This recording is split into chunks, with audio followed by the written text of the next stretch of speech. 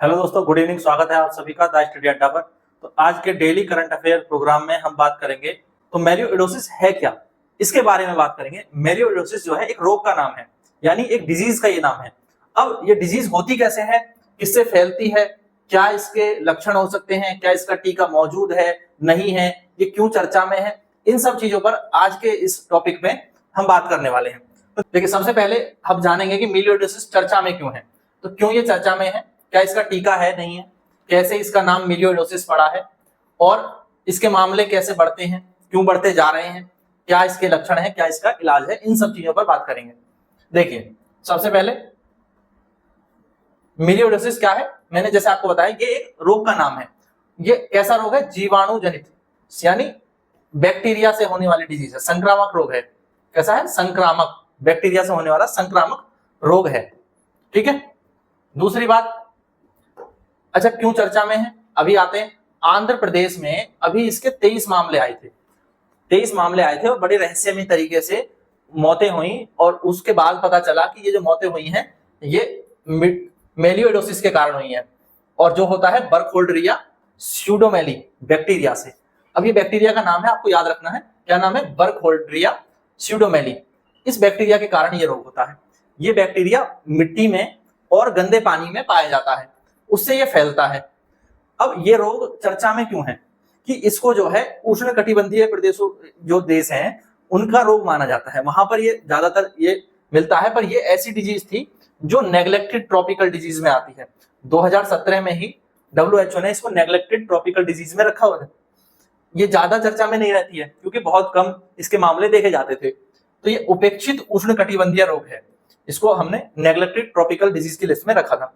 फिलहाल इसका कोई टीका नहीं है, इसका सीधे इस रोग के लिए कोई टीका नहीं है। बट क्योंकि ये जो है बैक्टीरिया से होने वाला रोग है, तो एंटीबैक्टीरियल दवाओं से जो है इसको कंट्रोल किया जा सकता है, कंट्रोल किया जाता है। तो एंटीबायोटिक दिए जाते हैं और उनसे इसको कंट्रोल कर लिया जाता है, ये क्योर भी हो जाता है। ऐसा नहीं है कि ये क्योर ना हो। पर इसका जो नाम है, इस पर गौर कीजिए, मेलियोइडोसिस। अब ये नाम जो है मेलिस शब्द से मिलकर बना है, मेलिस, और दूसरा इसमें है ऑइड। तो मेलिस जो शब्द है ये ग्रीक भाषा का शब्द है, मेलिस। और मेलिस वर्ड यूज किया जाता है, ग्लैंडर एक बीमारी होती है खच्चर या गधों में, उसके लिए उसको मेलिस कहा जाता है, ग्लैंडर। ठीक है, बीमारी होती है खच्चर या गधों में, और खच्चर और गधे को ग्रीक में मेलिस कहते हैं। यानी गधों में जो गधों को क्या कहते हैं ग्रीक भाषा में, मेलिस कहा जाता है। उनमें एक बीमारी होती है ग्लैंडर। ग्लैंडर यानी शरीर पर गांठें और फोड़े पड़ जाते हैं। ये जानवरों को होता था, गधों को, खच्चरों को होता था, वैसा ही ये रोग है। तो ऑइड माने जैसा और ओसिस माने रोग, तो इसको नाम दे दिया गया मेलिस। देखो, मेलिस ऑइड, ऑइड मतलब जैसा, मेलिस जैसा, गधों के रोग जैसा यानी ग्लैंडर जैसा, ऑइड उसके जैसा, और ओसिस, ओसिस मतलब बीमारी। तो ऐसे इसका पूरा नाम बना, मेलिस ऑइड ओसिस।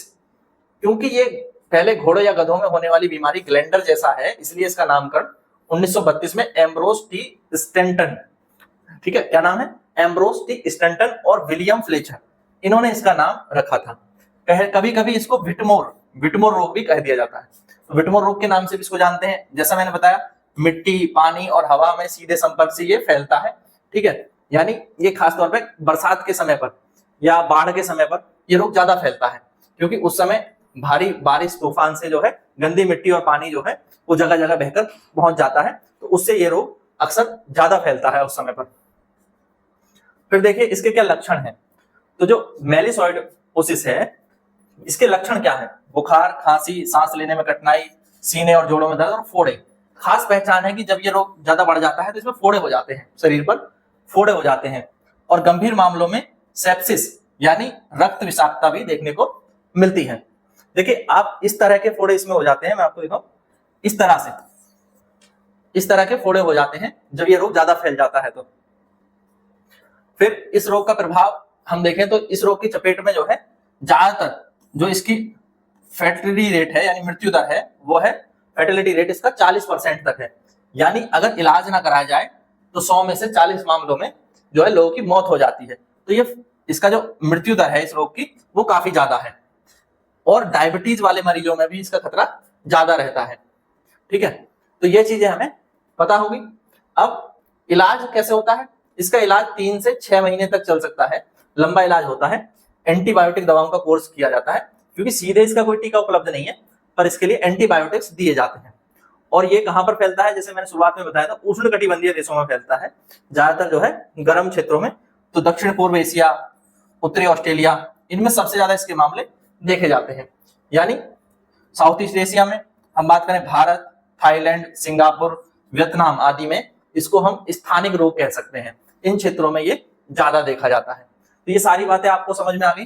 तो अब इससे जुड़े जितने भी महत्वपूर्ण तथ्य थे या जो भी आपके एग्जाम में पूछे जा सकते हैं, अब आप उन सभी के उत्तर दे सकते हैं और उन्हें देने में आप सक्षम होंगे। तो एक प्रश्न है आपके लिए, ये बताया मैंने, इस तरह के फोड़े बन जाते हैं। इस प्रश्न का उत्तर आप कमेंट बॉक्स में जरूर देंगे कि जो मिलियोडोसिस है इसका नाम किस कारण पड़ा है। मलेरिया के जैसा रोग है, ग्लैंडर के जैसे रोग से मिलता जुलता है, या मलेशिया में सबसे पहले पाया गया था इसलिए इसको जो है मिलियोडोसिस कहा गया, या यह केवल खच्चर और घोड़ों में पाया जाता है इसलिए इसको मिलियोडोसिस कहा गया।